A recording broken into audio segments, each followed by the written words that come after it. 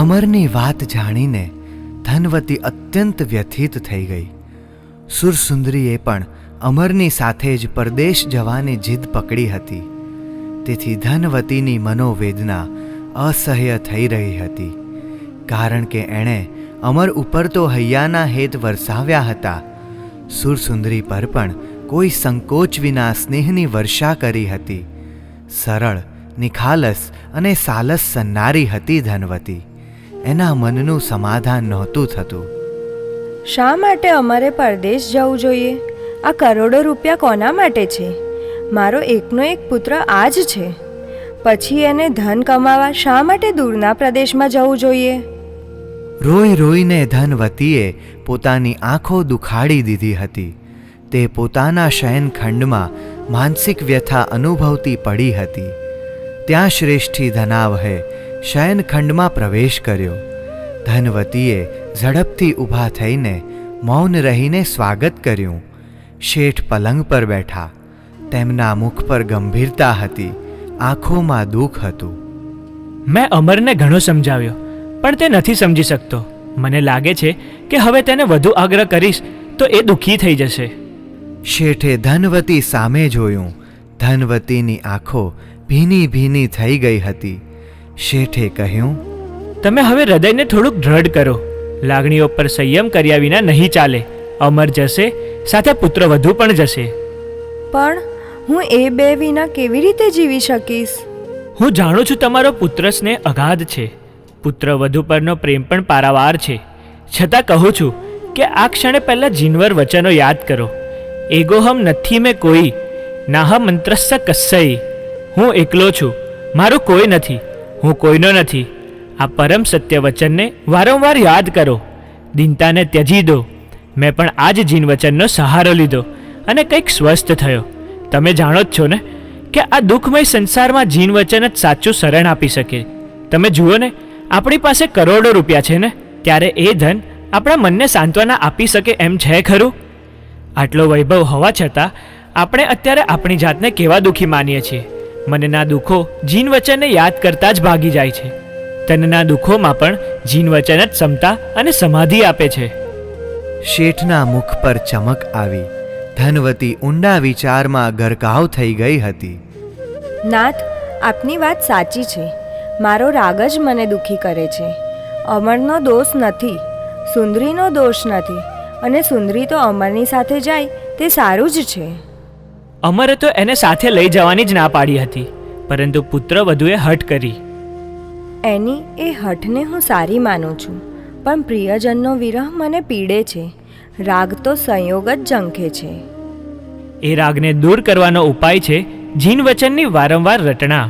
સંબંધોની અનિત્યતા ખૂબ વિચારો. સંસારના સ્વરૂપોનો વિચાર કરો. આ વિચારો મનને હળવું કરી દે છે. મેં તો મારા મનને તૈયાર કરી દીધું છે અમરને શુભ દિવસે વિદાય આપવા માટે. ના, ઉતાવળ ન કરશો. મને મારું મન સ્વસ્થ કરી લેવા દો.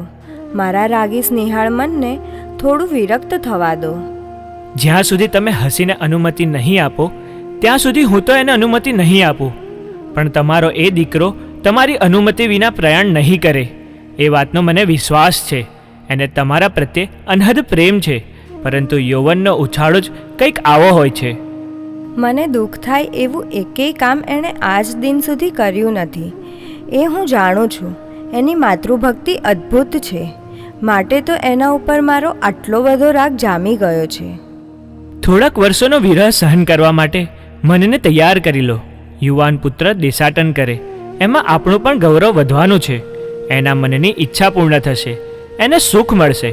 એના સુખે આપણે સુખી. શેઠ ધનાવહે ધનવતીના મનને સ્વસ્થ કરવાના પ્રયત્નો કર્યા. ખૂબ શાંતિથી અને પ્રેમથી પ્રતિદિન ધનવતી સાથે તત્વજ્ઞાનની વાતો કરવા માંડી. ધનવતી સાથે વધુ સમય વિતાવવા માંડ્યો. મનમાં તો એવો નિર્ણય કરી લીધો હતો કે અમરના ગયા પછી પોતે વધુમાં વધુ સમય ધનવતીની પાસે રહેશે. પેઢીનું કામકાજ ઓછું કરી નાખશે. મુનિમોને મોટા ભાગનું કામ ભળાવી દેશે. એક દિવસ એવો આવી ગયો જેની ધનાવહ શેઠ પ્રતીક્ષા કરતા હતા. ધનવતીએ જ સામે ચાલીને કહ્યું, જોશી પાસે સારું મુહૂર્ત કઢાવ્યું? શાનું મુહૂર્ત? અમરની વિદેશ યાત્રાનું જ તો.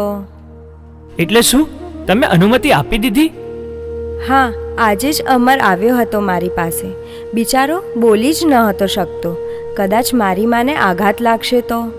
એટલે જ મેં કહ્યું, બેટા તું મારી રજા લેવા આવ્યો છે ને? તારે વિદેશ યાત્રા કરવા જવું છે ને? તેણે મસ્તક નમાવીને હા કહી.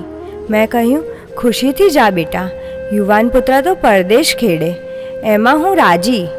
ત્યારે તેની આંખોમાં હર્ષના આંસુ આવી ગયા ને એણે મારા ઉત્સંગમાં માથું ઢાળી દીધું. સારું કર્યું તમે. તમને એને હૈયામાં લઈને જાય એ જ હું ઈચ્છતો હતો. દ્રવ્યથી ભલે દૂર હોય, ભાવથી તો સાથે જ રહેશે. તો હવે મુહૂર્ત? મુહૂર્ત તો હું કઢાવું છું, પરંતુ આપણી પુત્રવધુ માટે મહારાજાને અને મહારાણીને જાણ કરવી જોઈએ ને. એ હું આજે જ કરી દઈશ. તો હું અમરને બોલાવીને થોડીક વાતો કરીશ. પરદેશમાં જવાનું છે, એને મારે કેટલીક સાવધાનીઓ રાખવાની બતાવી છે, જેથી એની યાત્રા સફળ થાય અને સુખરૂપ એ પાછો આવે. અવશ્ય, તમે વાર્તા કરો, હું રાજમહેલે જઈશ. ધનાવહ શેઠનું મન પ્રફુલ્લિત બન્યું હતું. ધનવતી વસ્ત્ર પરિવર્તન કરીને સુરસુંદરી સાથે રથમાં બેસીને રાજમહેલે જવા ઉપડી. જ્યારે સુરસુંદરી રાજમહેલે પહોંચી, રતિ સુંદરીએ એને પોતાના ખોળામાં લીધી અને ધ્રુસકે ધ્રુસકે રડી પડી. સુરસુંદરીની આંખો પણ ભીની થઈ ગઈ. બેટી, હું તને એમ કહું કે તું પરદેશ ન જા. પત્નીએ તો પતિની છાયા બનીને જીવવાનું હોય છે, એમાં જ એનું સુખ સમાયેલું છે. પરંતુ તારા વિરહની કલ્પના મને દુઃખી દુઃખી કરી દે છે. આ તો વિદેશ યાત્રા કેટલા વર્ષો વીતી જાય, કંઈ જ કહેવાય નહીં. સુરસુંદરી મૌન હતી. શું બોલવું તે જ તેને સૂઝતું ન હતું. રતિ સુંદરીએ કહ્યું, મને તારા સુસંસ્કારો પર વિશ્વાસ છે, છતાં તારા પ્રત્યેના અગાધ સ્નેહથી પ્રેરાઈને કહું છું બેટી કે પ્રાણના ભોગે પણ પતિવ્રતા બની રહેજે. તારા હૃદયમાં શીલ ધર્મને પ્રતિષ્ઠિત કરજે. કદાચ કોઈ સંકટ આવે તો નિર્ભય બનીને શ્રી નવકાર મહામંત્રનું ધ્યાન કરજે. એકાગ્ર મનથી ધ્યાન કરજે. મહામંત્રના પ્રભાવથી સંકટોના વાદળો વિખરાઈ જશે. ગૃહસ્થ જીવનમાં પતિની પ્રસન્નતા આપણું મોટું ધન છે. માટે પ્રભાતે અમરકુમાર જાગે તે પહેલાં તું જાગજે. એમની આવશ્યકતાઓનો પહેલો વિચાર કરજે. ક્યારેય પણ એમનો અવિનય ન થઈ જાય એની પૂરી કાળજી રાખજે. પતિ પાસે બને ત્યાં સુધી કોઈ યાચના ન કરવી. પ્રસન્ન થયેલા પતિ વિના માગીએ ન જોઈએ તો પણ પત્નીને ઘણું આપે છે. છતાં ક્યારેક માંગવું પડે તો વિનયથી નમ્રતાથી માંગજે. એમની ઈચ્છાને અનુસરવાનો પ્રયત્ન કરજે. વિશેષ તો તને કાંઈ જ કહેવા જેવું નથી. તું સ્વયં જ સમજદાર છે, ધર્મપ્રિય પણ છે અને અમારા કુળને ઉજ્જવલ કરનારી છે. તારી પાસે સાચું જ્ઞાન છે, શ્રદ્ધા છે અને અનેક કળાઓ છે. આ બધાનો સુયોગ્ય કાળેને સ્થળે વિનિયોગ કરવાની બુદ્ધિ છે. બેટી, પંચ પરમેષ્ઠી ભગવાન તું સદાય તારી રક્ષા કરે એવી શુભકામના કરતી રહીશ. બેટી, તું પણ તારી જનતાને ક્યારેક યાદ કરજે. રતિ સુંદરીનો આંસુઓનો બંધ તૂટી ગયો. રાજા અને રાણી રથમાં બેસીને અમરકુમારને મળવા ધનાવહ શ્રેષ્ઠીની હવેલીએ આવ્યા. શેઠ અને શેઠાણીએ બંનેનું યથોચિત સ્વાગત કર્યું.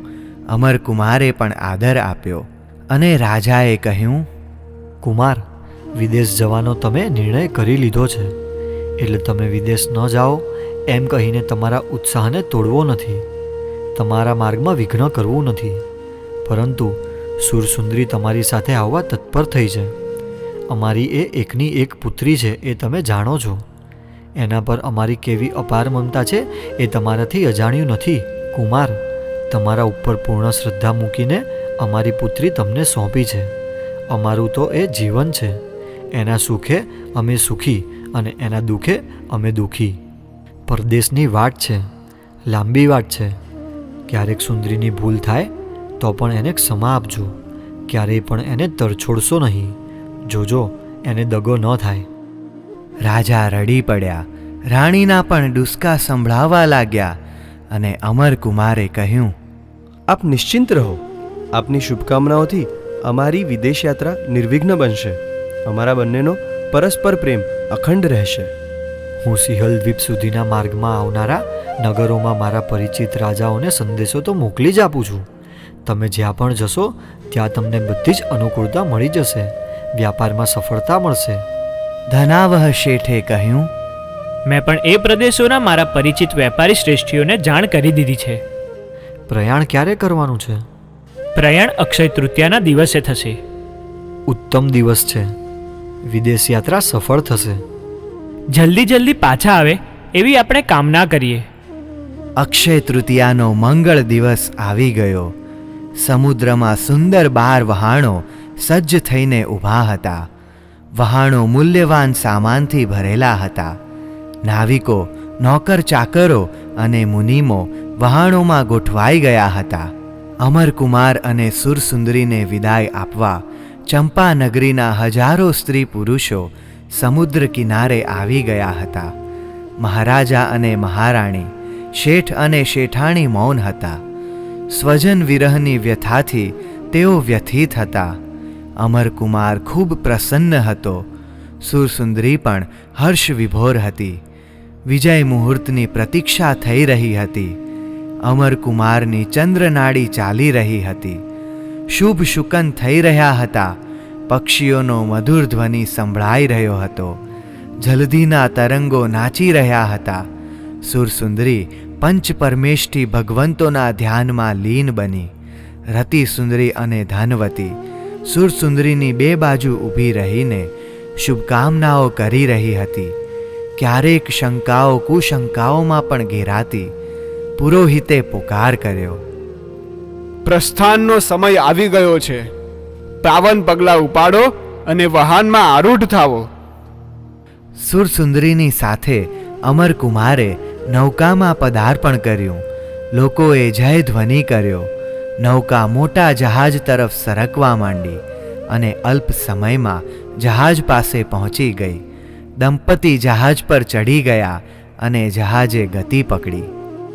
આવજો, વહેલા વહેલા આવજો. કુશળ રહેજો, પ્રસન્ન રહેજો. વગેરેના અવાજો ધીરે ધીરે સંભળાતા બંધ થયા. કિનારા પર ઊભેલા હજારો સ્ત્રી પુરુષો હવામાં હાથ હલાવતા ત્યાં સુધી ઊભા રહ્યા જ્યાં સુધી વહાણો દેખાતા હતા. સુરસુંદરી અને અમરકુમાર પણ ચંપાને દેખતા રહ્યા જ્યાં સુધી ચંપા દેખાય ત્યાં સુધી.